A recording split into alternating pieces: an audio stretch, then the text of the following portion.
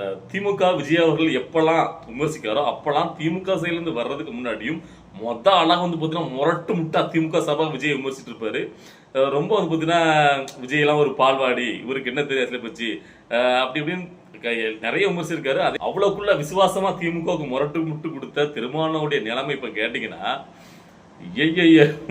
கேவலப்பட்ட பாடா இருக்கு. பிச்சை எடுக்காத குறையாதான். இப்ப அவர் போட்டிருக்க வீடியோலாம் ரீசெண்டா நீங்க எல்லாம் பார்த்திருப்பீங்க. அவர் கண்ணீர் வராத குறையா தன் தொண்டர்கிட்ட அவரு விற்கவும் முடியாம துப்பவும் முடியாம ஒரு நிலைமை இல்ல, அந்த நிலைமையில தான் அவர் இருக்காரு. என்ன கேட்டீங்கன்னா அவ்வளவுக்குள்ள வீராசனம் பேசி திமுக கூட தான் இருக்குன்னு சொல்லி முடிவு பண்ணி பேசிட்டாரு. அங்க நேற்று வந்த தேமுதிகவுக்கு அதிகமான சீட்டுகள் கொடுத்துட்டு விடுதலை சிதையில மதிக்கவே இல்லை. அந்த 6 சீட்ல அடிக்காங்க. இப்போ ஏதோ 2 சீட்டு கூட 8 சீட்டு வருதுன்னு நினைக்கிறேன். இவர் இவ்வளவுக்குள்ள கண்கலங்கி தன் தொண்டர்களுக்கெல்லாம் பதிவு பண்ணதுக்கு அப்புறம்.